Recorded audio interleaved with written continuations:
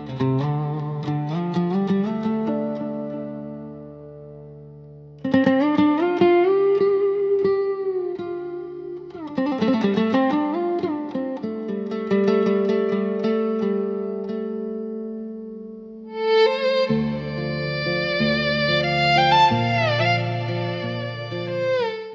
tama.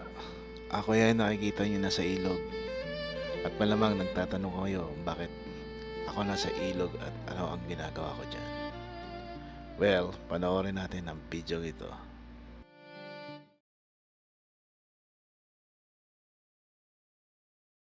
Hello everyone, welcome to Trip ni Jeff's channel.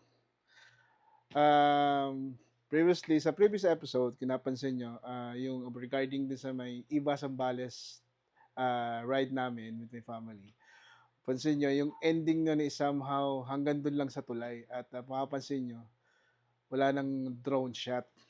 Nakakapagtaka kasi makikita nyo kaliwat kanan ng view, napakaganda, di ba? Sa kanan, dagat, sa kaliwa, kabundukan, tas isang malaking ilog, tas napakagandang tulay.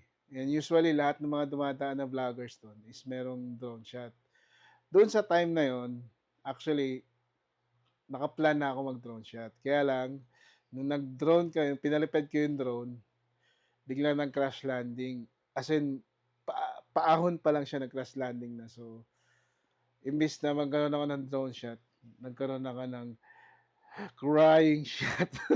Kasi, for the first time ever, bumagsak yung drone ko na hindi ko na siya na-recover ng maayos. Well, ngayon, papakita ko sa inyo kung ano yung itsura ng drone.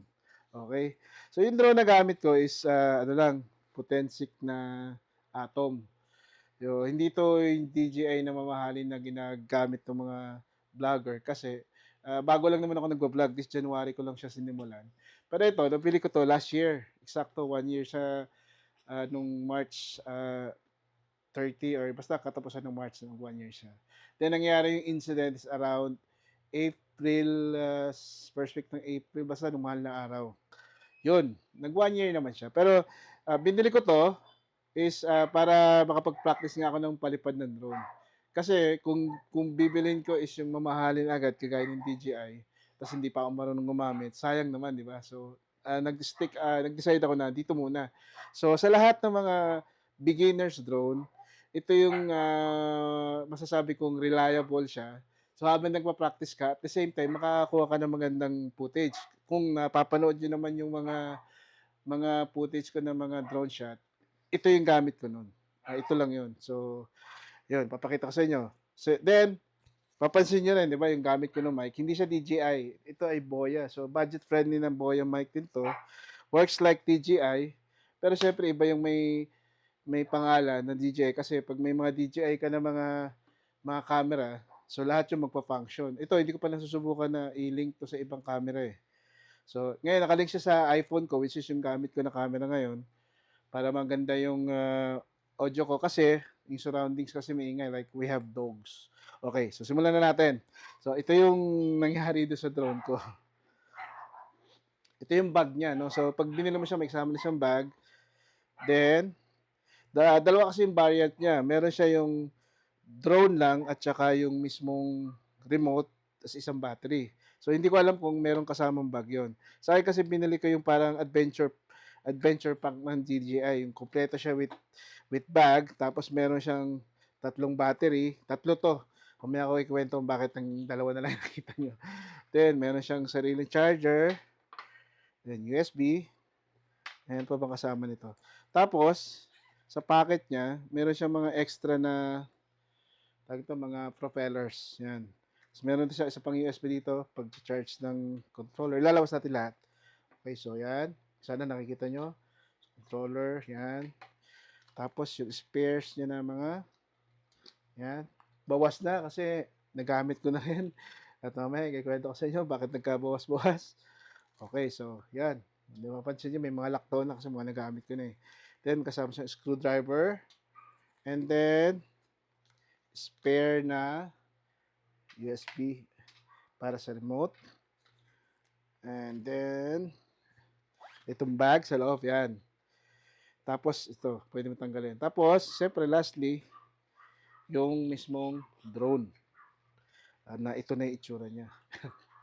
Kita niyo yung damage, 'di ba 'yan, ta's dito nakasalpak yung battery, tapos ito yung strap, okey. So, ito ay mas maliit na di-hamak na drone sa mga DJI. Hindi ko lang alam kung yung Mini 4, pero kasi, naikumpara ko siya sa Mini 5, mas maliit di-hamak na mas maliit siya, like maliit yung propeller. Pero as a starter, yung tawag nito,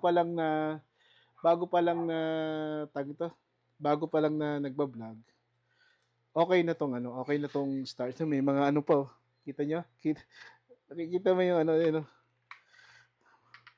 ayan pa yung mga buhangin dun sa pinagbagsakan. Okey.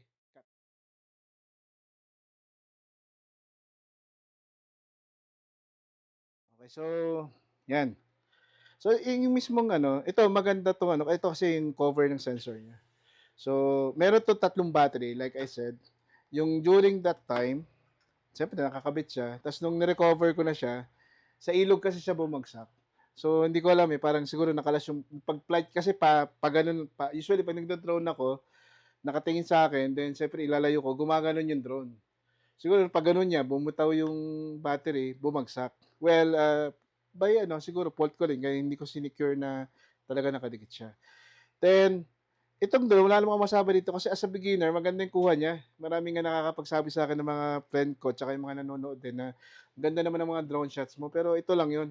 So, hindi ko kayo ibi-brief technically pero para sa akin, 4K yung shots nito, maganda siya.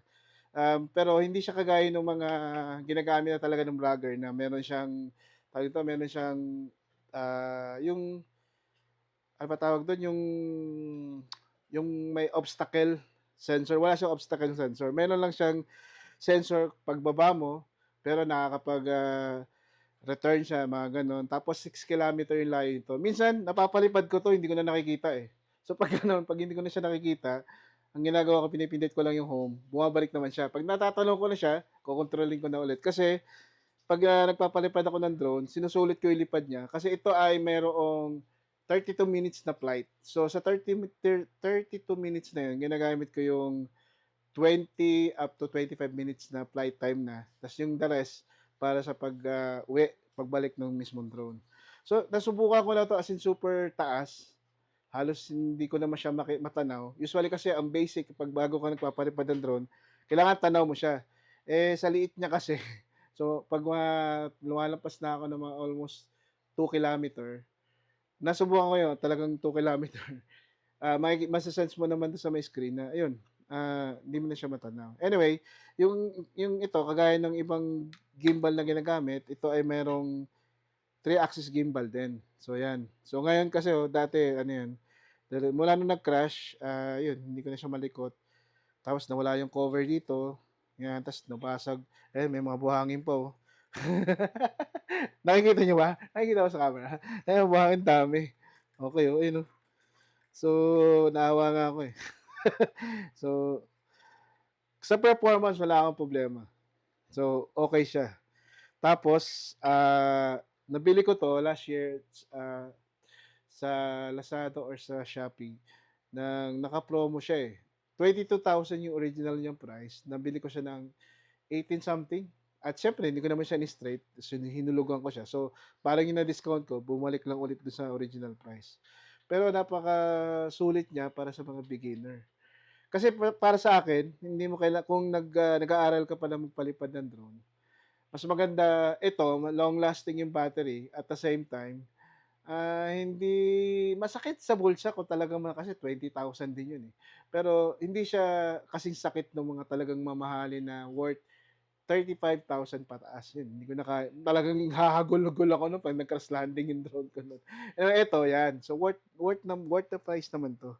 So ang pinagkaiba nito sa ilalapag ko, pinagkaiba nito, ang hassle ko lang dito is 'pag ginagamit ko 'to, this is usually accompanied with a cellphone. So kada ginagamit ko 'to, ipe-prepare ko muna siya, ilalagay ko muna yung cellphone ng ganyan, isa-setup ko siya, ilalagay ko yung cable, i-on ko. Hassle, eh, kasi kailangan minsan madalas itong cellphone ko ginagamit ko rin as camera, ta's 'pag nagmomotor ako, ito yung ginagamit kong GPS. So kung hihinto ako, tatanggalin ko yung GPS, ikakabit ko siya, hindi kagaya ng ibang mga drone na talagang may sarili siyang display, yung RC niya kagaya nung pangalan nito, kagaya ng DJI may sarili na siyang RC with, display. Yun ang ano, yun ang masarap gamitin kasi hindi siya kumbaga lalabas mo lang, then take on, plus take off na ito, eh, marami ise-set mo pa yung kable, which is usually nagte-take ako ng mga 3 to 5 minutes sa on. Minsan kasi may time na kailangan i pagka nasa bagong lugar ka, i-aano mo 'to, ika-calibrate.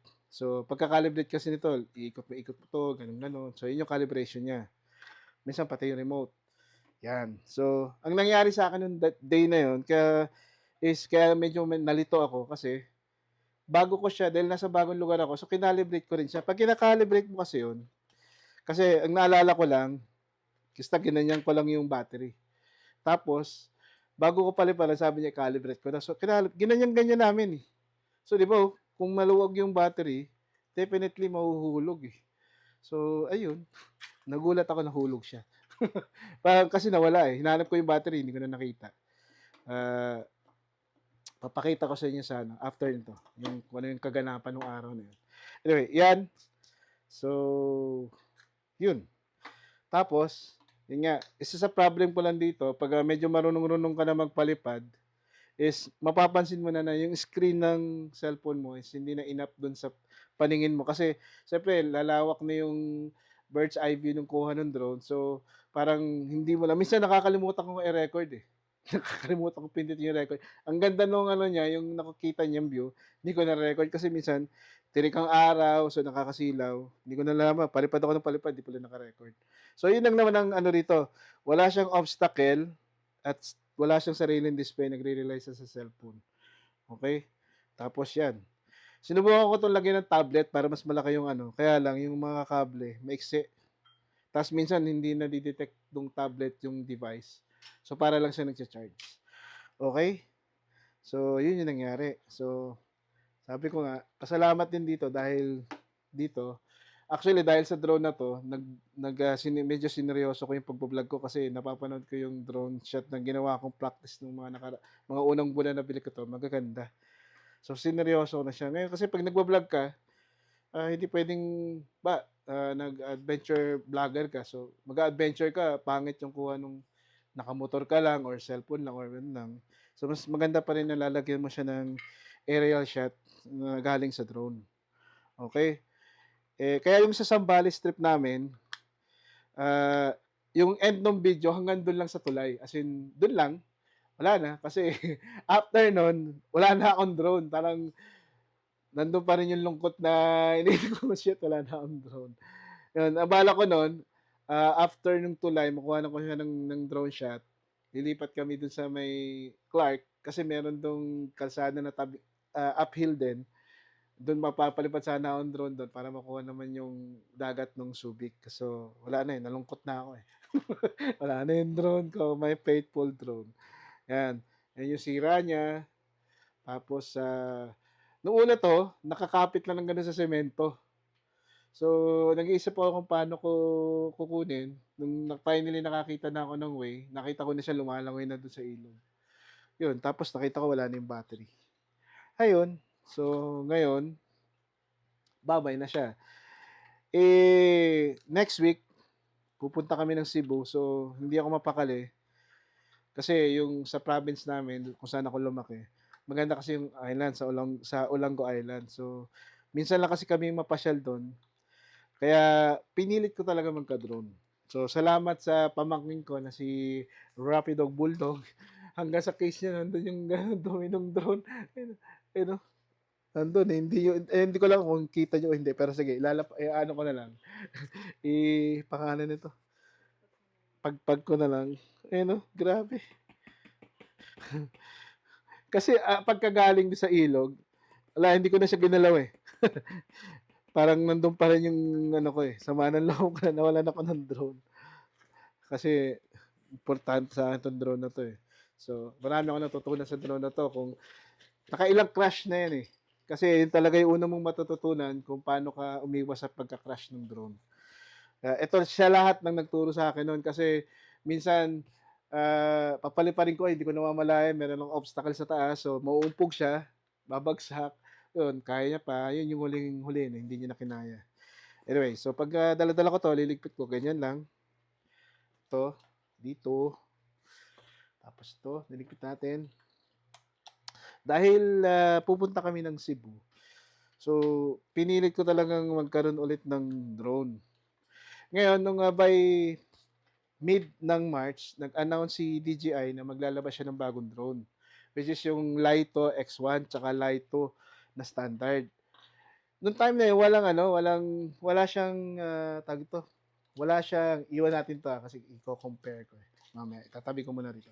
Wala siyang announcement kung magkano siya at saka kung kailan talaga officially lalabas yung magre-release dito sa Pilipinas. So ang nangyari, ang, ang lipad namin papunta Cebu is next week na. Tapos, tawag dito, nagwo-worry ako na 'pag, umorder ako late na, baka hindi ako makapagdala ng drone sa Cebu. So, hindi ko na siya nahintay, in short. So, bumili na ako ng bagong drone, grabe kita niyo yung buhangin, nakikita ba? Kita yung dami ng buhangin, oh. Pinagpagod ko na yun last time, eh, pero meron pa rin naiwan, oh. Grabe, oh, remembrance ng Iba, Botolan, Zambales. Oh, sabot. Remembrance nung ilog na yun, mamaya sabihin ko kung anong ilog yun. Okay. So, yun. Bumili akong bago, hindi ko na nahintay yung Lito X1. So, bumili ako nung DJI na 'to. Kumbaga totoong totoong drone na siya, okey? So, ito yung DJI Mini Pro na DJI Mini 5 Pro, 'yan, 'yan. Ngayon, buksan natin. So, hindi ko pa nagagamit 'to, ite-test natin mamaya. Pupunta tayo sa malawak na lugar. Kasi hindi ko na afford i-test kasi yung ito, Potensic, dito ko lang tinest sa harap ng bahay 'to. At dun siya una nagkaroon ng crash. Kasi dahil hindi pa ako marunong, inangat ko siya, pag-angat niya pag-control ko, hindi ko akalain na sobrang bilis ng takbo, tumama-tama dun sa garahe ko, nag-crash na siya. Yun ang una niyang crash.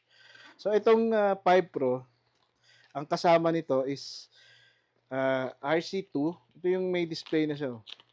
So, yung kagaya nung sinabi ko, 'pag ginamit mo 'to, lalabas mo lang yung remote, tapos on, lipad na. So, ayan yun. At medyo malawak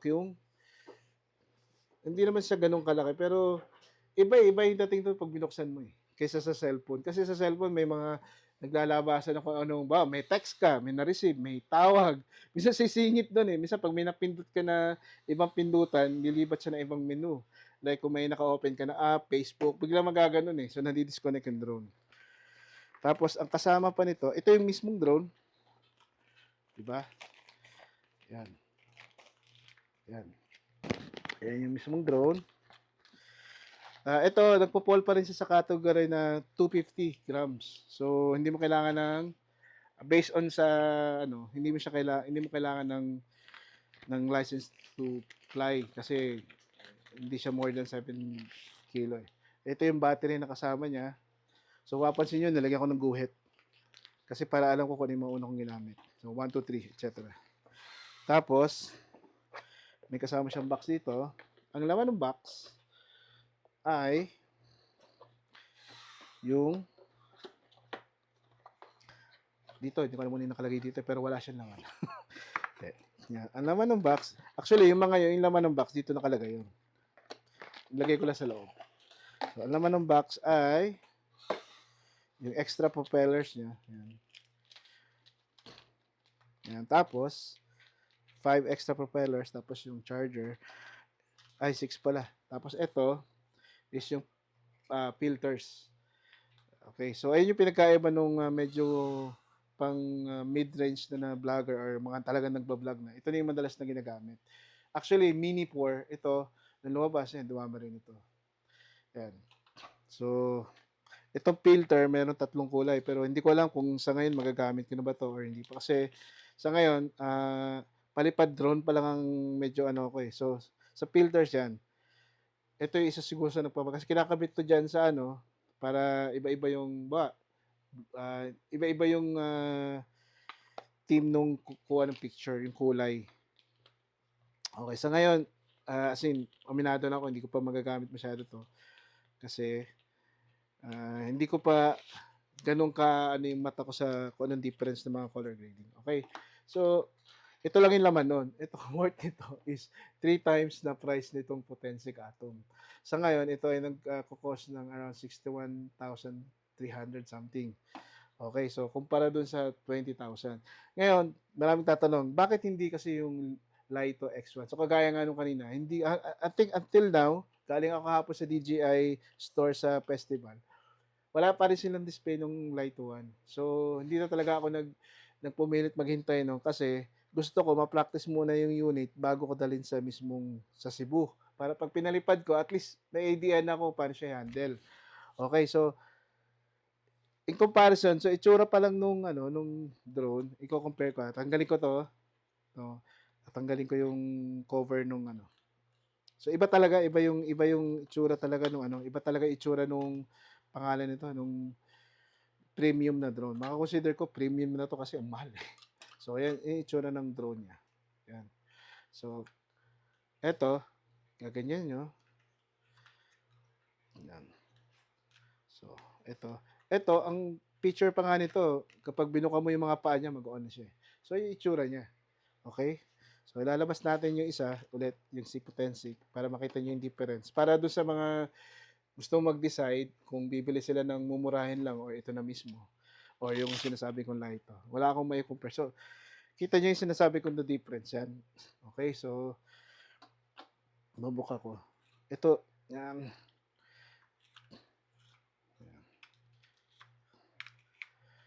So yan yung difference ng dalawa. Yan. By catalog, ito nakaka-withstand 'to ng category 5 na wind, ito rin same. Pero 'pag tiningnan niyo yung kinumpara niyo yung kanilang mga blades, mas malaki yung blade ni ano, ni Mini Pro 5 kumpara dito. Pero nasubukan ko na 'to, pinalipad ko 'to sa Dingalan, sa may Pacific, side ng Pilipinas. Malakas yung hangin, naka-withstand naman siya, naka-ano naman siya, naka-survive siya, nakalipad siya. Sabi nga nung kapatid ko baka daw tangayin, pero hindi naman tinangay, okey lang naman siya. Okay, so ito ngayon yung bago. Tapos, kita niyo naman yung camera, pagka kinumpara niyo, siyempre iba yung kumpara mo yung 20,000 sa 60,000, 'di ba? So ayan siya. Anyway, so dun sa mga gustong mag-drone na tawag dito, yung gustong mag-decide, sa akin siguro ma-advice ko sa inyo is yung hintayin niyo yung ano, X1, yung Lito X1. Mas mura yon, may nakita ako sa Shopee nasa around 30,000+ lang siya, eh. Yun yung standard na one battery, one remote, yung isang klaseng remote at saka yun yung unit. Hindi ko lang alam kung yung plus flow. So ito, ang battery lifespan nito is kinuha ko kasi plus, so nasa 52 minutes. So mas matagal siya. Meron sa sariling memory, 42 gig, pero nilagyan ko pa rin siya kasi mas maganda yung kuha nito, so mas magre-require siya ng memory. Tapos ang pagtatanggal ng ano nito, pagtatanggal nung pangalan nito, basta iba yung hindi na siya di-screw, okey? So hindi siya di-screw na kagaya nung sa tawag nito, kagaya nung sa Potensic, ini-screw ko kasi 'to, sa Potensic, eh. Ngayon ito, hindi siya di-screw, okey? So ganyan lang siya. Kasi yan, tapos naka-secure siya. Meron siyang, accessories na nilalagyan ng cover, yung guide nito pero hindi na kailangan. Tapos mapapansin niyo mas maraming sensor 'to, ayan. So, mas maganda yung traction, ano niya, yung obstacle avoidance niya. So siyempre like hindi naman lahat ng, obstacle ma-a-avoid niya. So yung kailangan kita mo pa rin siya like wires hindi niya ma-avoid yun. Anyway, so hindi ko pa 'to nasusubukan, pero nung in-on ko siya kagabi, ang ganda ng kuha niya, ang linaw, eh. Definitely malayo sa kuha nito. So yun, mamaya susubukan natin, paliliparin natin, practice ako ng konti kasi medyo hindi naman na sa'kin bago magpalipad ng drone. So ang bago lang sa akin is yung paano siya iko-control at kung ano yung marami kasing ano 'to, mga presets na. Tsaka Yun, tingnan natin kung paano handling nito. Hindi ko pa siya nata-try, pero definitely sa malawak natin na lugar siya ita-try. Okey, so sige mamaya, pakikita natin yung video nung previous na kuha ko nun at saka kuha ko nito mamaya. So, huwag niyo masyadong asahan na maganda yung surrounding kasi ang ano ko lang is magkaroon ng malawak na lugar na 'pag pinalipad ko 'to, wala masyadong obstruction. Kasi talagang wala, hindi ko na kayang ano 'to, you know why. Anyway, dun sa mga ano pa lang, mga kagaya ko na nagsisimula, it's better puwede sa inyo 'to para mas may challenge kasi walang obstacle 'to, eh. So, talagang matututo ka kung paano umiwas sa mga obstacle dahil walang obstacle 'to. Ngayon 'pag marunong ka ng umiwas sa obstacle, kapag yung drone mo is meron ng obstacle na na option, so dalawa kayo, mag-iingat na siya, mag-iingat ka pa. Okey, so tapos puwede namang hindi ito rin muna ang bilhin niyo, yung isa, yung X1 nga, yung sinasabi ko, yung Lito X1 o kaya standard mode. Mas maganda nga yung obstacle nun, eh, kasi talagang ewan ko basta iba, eh. Technically, may napanood na ako, iba yung obstacle ano niya, avoidance niya, okey? So, see you later and panoorin natin mamaya yung practice drone shot ko. Ba-bye.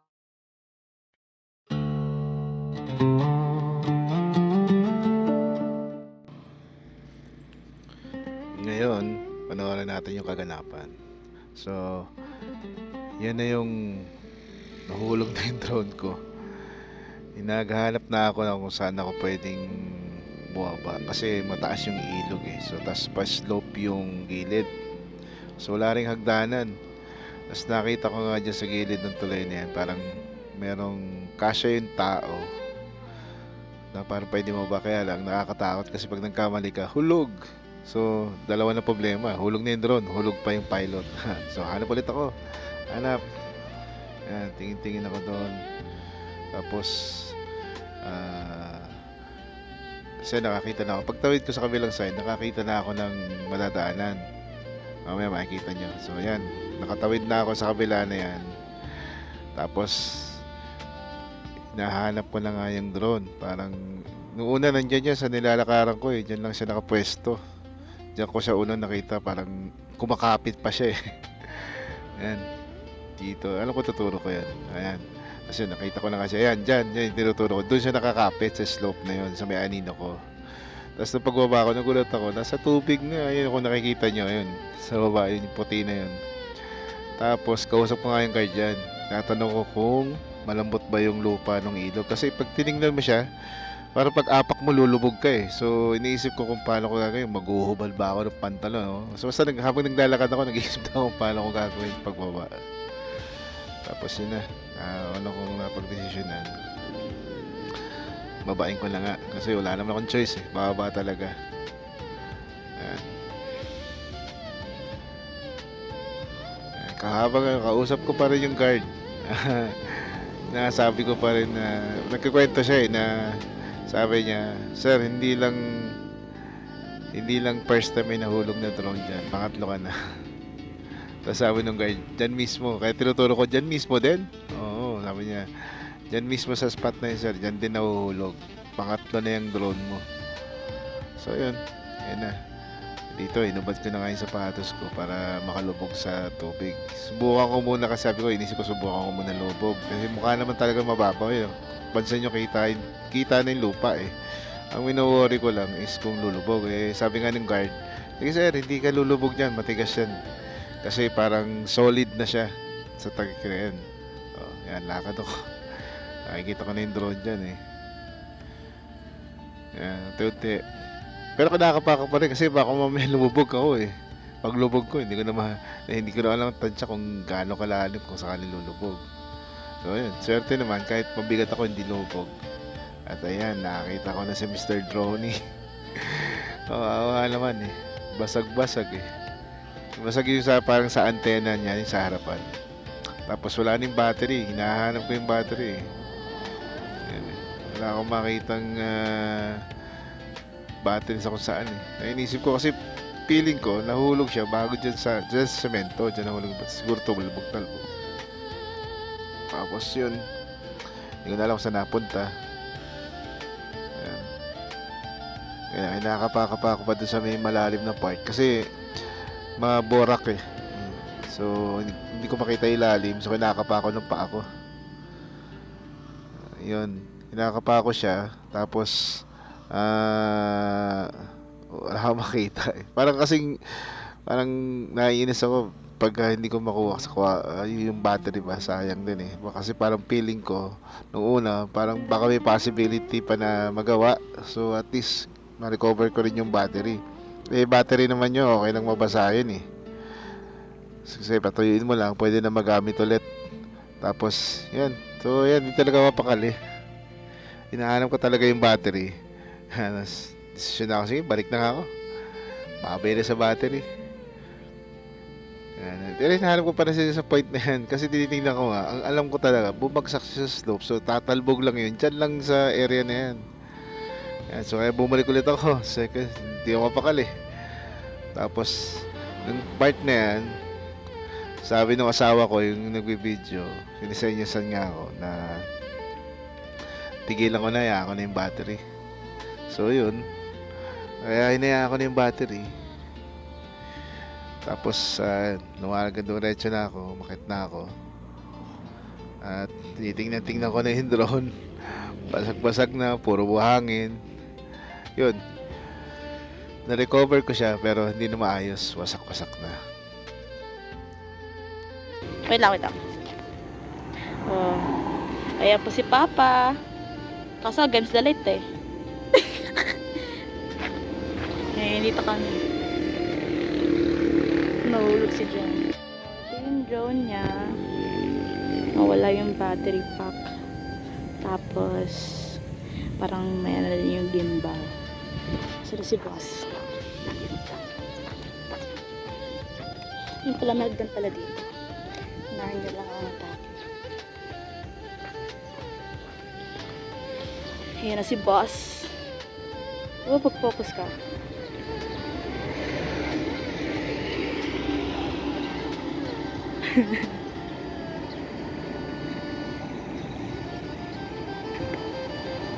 Oh, ayan siya. Ito yung drone. Lang.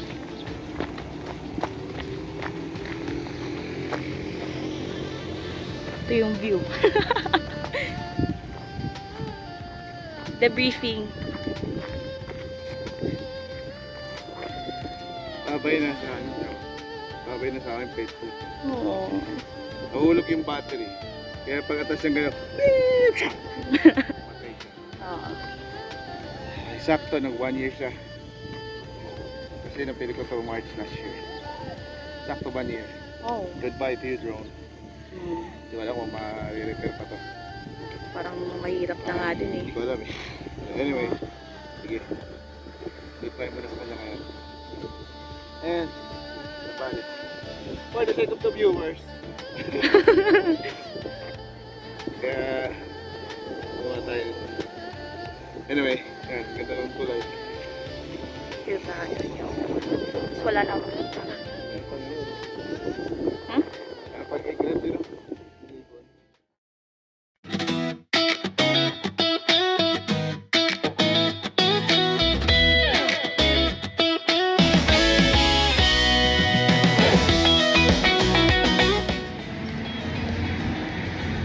Check ko muna, first flight. Maraming mga do's and don'ts.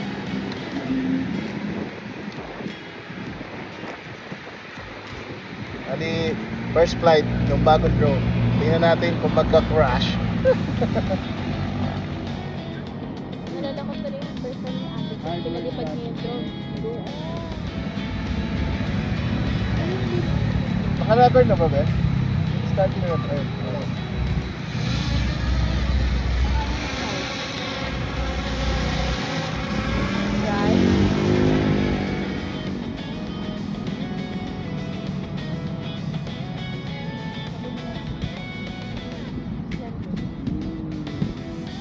Uy, confirm.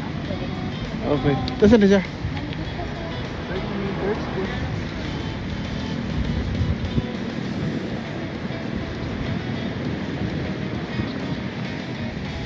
Okay, kaliwa. Ang ganda naman ng puwan nyo. Ito? Nice. Umikot ka dyan.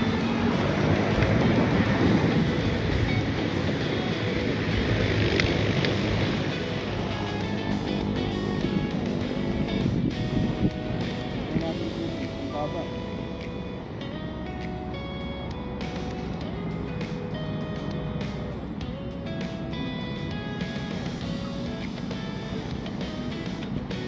Good morning.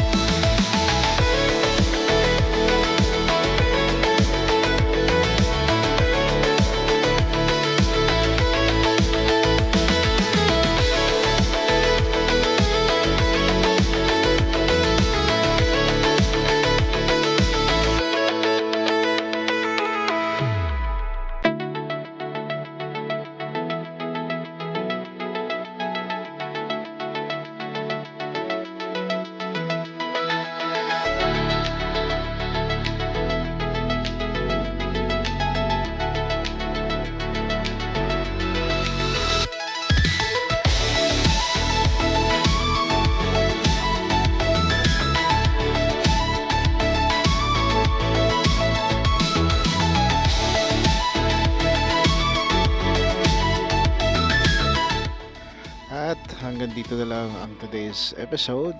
If nag-enjoy po kayo sa ating video, please do not forget to click subscribe, like, and share. And always remember, take a trip, chill, and share experience. Hanggang sa susunod na video. Salamat!